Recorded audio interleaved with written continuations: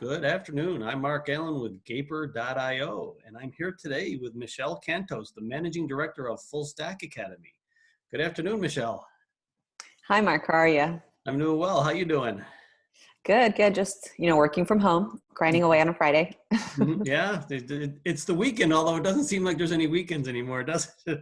Yeah, I saw this great post on LinkedIn. It was like, it's yesterday, today, and tomorrow. Those are the days of the week at this Yeah, point. I like that. That's actually very appropriate for now. So can you share a brief background of yourself and your work experience? Sure thing. So where to start? So I think like most folks in working in like the modern digital economy, there isn't a pretty straight line. So my career path has veered a little bit back and forth. So I'll try to keep it as much of a straight line as I can. Basically, I studied public relations in undergrad, studied international affairs in my master's. I thought, of course, I'm going to go work for the UN or I'm going to work for Edelman, one of the two options. And, once you get into applying at jobs and thinking about what you actually enjoy, it turns out that what you imagine isn't really it. So in the end, I ended up working in philanthropy for nearly 5 years, working directly with a high net worth donor who was starting a foundation, and with an executive director, I was the second hire, and we launched from scratch different initiatives to support low income folks at elite universities.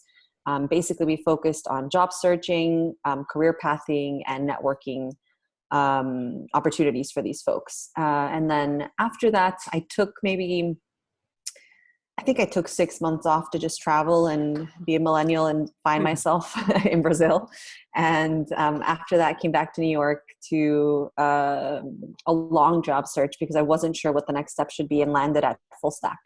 And so Full Stack, for folks who may not be familiar, is a technology school equipping career changers with the tech skills to become software engineers. And so I started out as director of the Grace Hopper program. It was a small program for women only, where they could defer tuition until they graduated and got a job. A pretty unique and interesting financial model that I was captivated by. And so I did that for about 1.5 years. And then earlier this year was promoted to managing director, where the scope of my roles expanded quite a lot. I manage all 4 of our New York City-based programs. So there's a full-time, a part-time program, the women's only program, and a program that's funded by the City of New York. So a public-private partnership that targets low-income New Yorkers. And so my job is to oversee the overall health and management of the program. That includes the team of 14 folks, the web development instructors, the managers, and also working on the sales and marketing and strategy side with our executives and other directors of different functions. So I think that the connecting thread in my career has been an interest in providing great jobs to great people. And helping folks find that a way to help themselves and work their ways up, whatever they want in their life. So right now, I think I'm in my 4th or 5th month. I don't know what month it is. I'm in the 4th month of my time as managing director during a global pandemic, which is of course not what I imagined a few months ago when I took the role. But here we are. Wow, very interesting. You'll have some very interesting insights for some of the questions later on. But Sure. Can you tell me your experience with remote employment, both as an employee and an employer? Yes. So I've been playing a bit with remote working for maybe 3 years. So at my previous organization, I continuously pitched them ways that I could go remote. And of course they were like, we're not sure, like we're a foundation. We're not really set up for that. We're a small team. And so I'd done it for 2 or 3 weeks at a time. I would basically ask for a quick sabbatical like opportunity where I could go to Portugal, go to Brazil, and work remotely on a half-time basis. And so that's how I first tested it as an employee. I was also doing some side consulting work for some small economic development firms. And so I would have some remote work I was doing for them on the evenings, right? But none of that was quite formal. My introduction to fully working remotely really is brought on by the pandemic. where my company has now been 5 weeks working fully remotely. We went remote a week before the city of New York even decided to close schools and plan for eventually going remotely. And so on the employer side of things, or as an employee and employer, I was the one asking our executives, like, are we going remote? Here's the plan. Here's what I think we can do. Here's how quickly I think we can do it. This is what I think our staff will think. This is what students are going to say. Here's the communications plan. And so I'm trying to convince myself this is the right thing to do and that it's not extremist. Mm-hmm. While we have developing news coming in every day that is contradictory sometimes. So that was it on the one hand. On the other hand, trying to get an accurate pulse of what the team wanted. Were students really scared enough to agree to go remotely? Were instructors and program managers fearful enough, or maybe excited about the opportunity to go remote for a bit?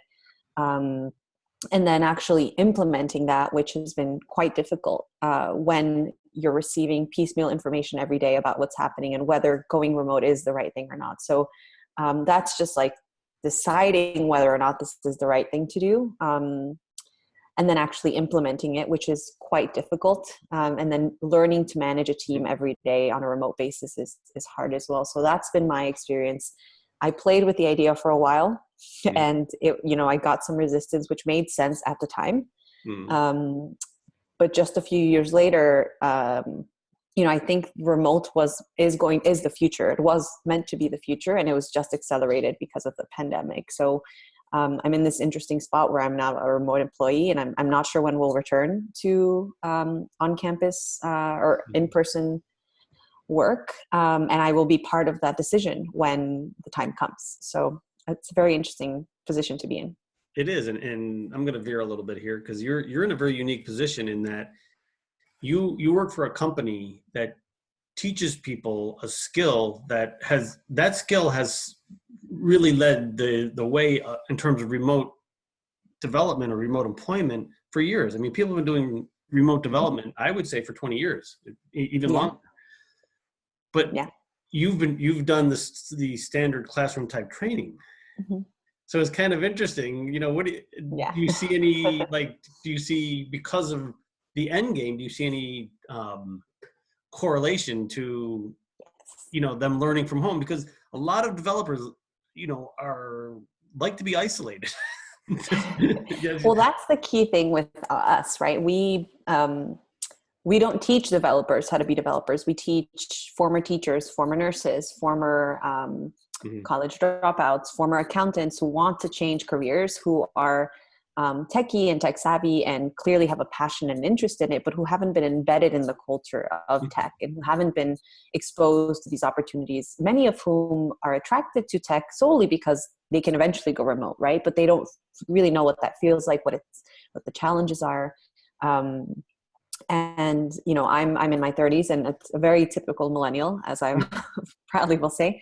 We all have this idea of what it could be to work like this, but we were trained in formal schools and inducted and taught by our parents and teachers and mentors the industrial era style of working. And so we're in this interesting midpoint where we see the future, but we were taught in the past. And it actually was really difficult to go remote. And I mostly for our students, they signed up for an in-person program. That is a product, that is what they're paying for. And they've only ever learned how to learn in person at a formal school. Learning to learn remotely is different. Teaching remotely is different, and just building community, which is, I think, one of the things that sets Full Stack apart from other coding bootcamps, is that we really, really put a lot of intention and thought and work to create a community feel where folks can network, learn together, pair program a lot together to build the skills that they're going to need when they're engineers. And we actually kind of actively combat the notion that engineers like to be isolated and they don't work with others, because it's just not true in how products are developed, right? You have to be able to work in an agile deployment environment and to work well with others. You can't just be siloed in a closet somewhere or in a basement or in your home. And so I really got the opportunity to leverage my public relations skills to develop a strong and a robust communications plan with little information coming in for us, right? Kind of on the fly, thinking of what's best, to help our students really adapt to the idea that they're probably going to be studying remotely for, the next few weeks, or who knows, frankly, how long.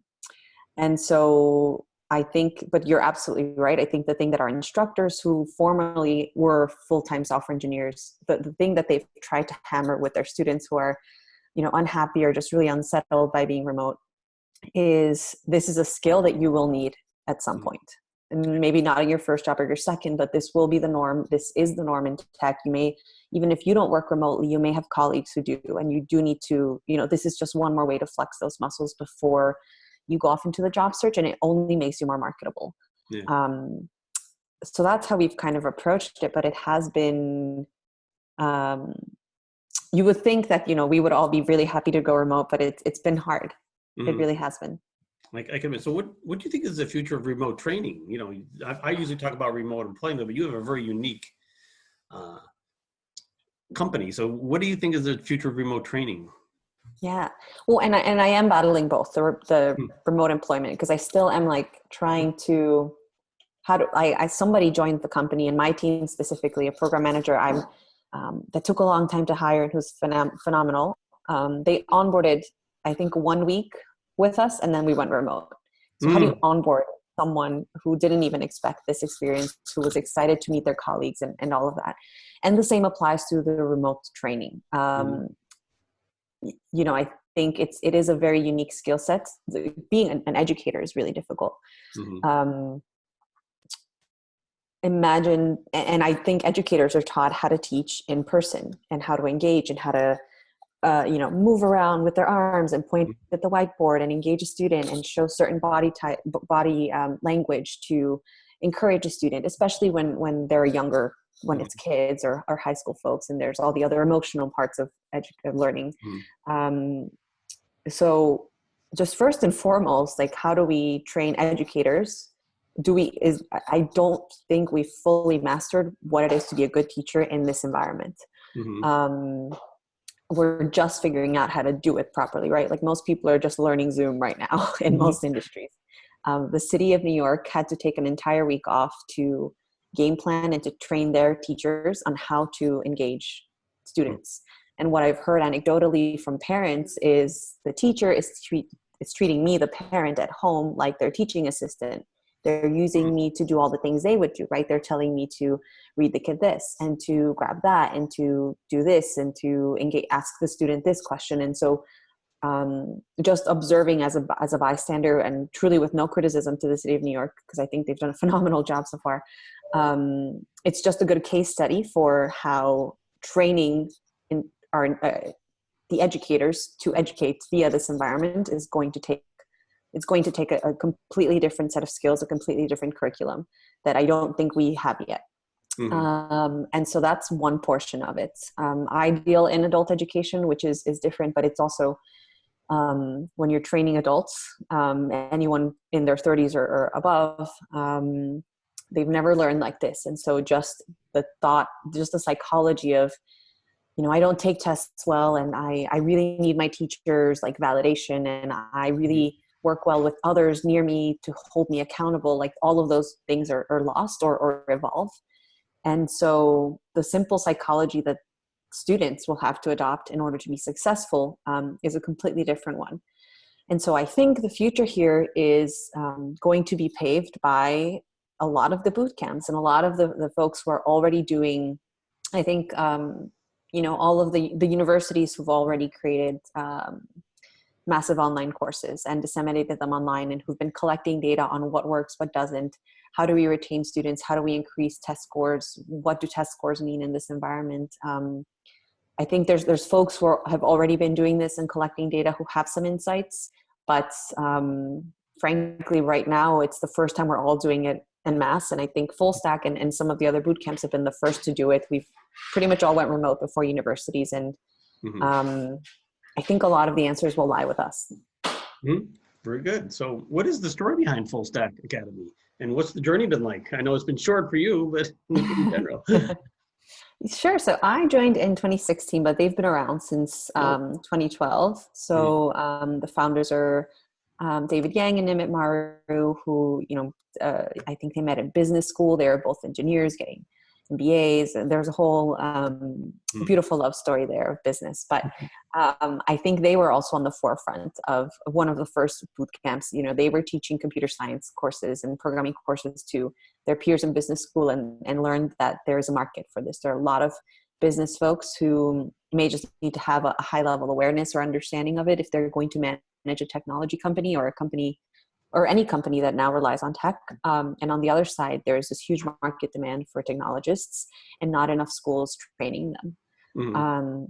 And so it kind of blossomed from there, and they started with a 17-week program. The first 6 weeks are a pretty traditional workshop. You attend a lecture, you listen to your instructor, you work in a group, and then you go home. But then the next phase of the program, it's more project-based, and students actually get to build full applications in a small team overseen by a teaching fellow who acts as a product manager. And so they get to simulate the work environment that they're headed into, which is really important, again, for those folks who are career changers who come from environments that are completely different, where the simple skill of working in a team dynamic, where you're shipping a product the next day and need to, take certain steps and communicate in certain ways isn't happening. So I think they've been successful because they've just kept it super practical. And since 2012, they've had a full-time program. They launched a remote program. They had a fully remote program that was actually sunsetted last year and that we're maybe reviving again in this environment. But, at the time it didn't, there wasn't as much demand. People still preferred in-person courses, and they still do. We created the women's only program which has this financial incentive of not charging tuition until folks graduate and get a job. And so that helped us graduate over 600 women, which is phenomenal to think that there are 600 female engineers in New York City. It's pretty unheard of. And then we've partnered with the city of New York and developed a true workforce development program where we're trying to create a modern workforce in New York, folks who are learning the trade of the time versus any other. I can't even think of what the other skills are because I'm so outside of that world now. But yeah, it's had a pretty great evolution. I think we've tried and tested a lot of things, and sometimes things haven't worked or we were just too early, I think, with our remote program. But now we have all the systems in place to pivot into a program we'd already designed a few years ago. Yeah, very good. So I'll do a little plug here because you talked about female developers. My daughter actually happens to have her MBA from NYU in computer science. And she got a second MBA from Carnegie Mellon in theoretical computer science. She works at Google. Whoa, so, that's cool. Yeah, so that's really cool. I have a soft spot in my heart for females in tech. Yeah, and it's your daughter really is rare, truly rare. There's so few folks who will. She's also got the business skill set, the computer science knowledge, and it's that's awesome. Can we hire her? Well, we'll talk afterwards. So I'm going to veer a little bit again. There are companies like Gaper. We help build and scale products, especially for startups. And you actually train people to work for startups. So do you see maybe full stack maybe partnering with companies like Gaper in the future that we offer remote development services? Totally. So this is all pre-pandemic, right? So pre-pandemic, every single cohort, we have a cohort every 7 weeks or so. Every cohort, there's 2 or 3 students who became software engineers because they love it, but also because they want to work fully remotely. And, our go-to is, here are the companies that we know do this well. Good luck, because so many people want to work remotely and it isn't widely available. Or there isn't a middleman who's making this easier, right? We are as a company, having a hard time finding companies that will hire at the junior level and who will be able to provide the training, the support, the correct onboarding for someone who is a career changer and is coming from a different dynamic.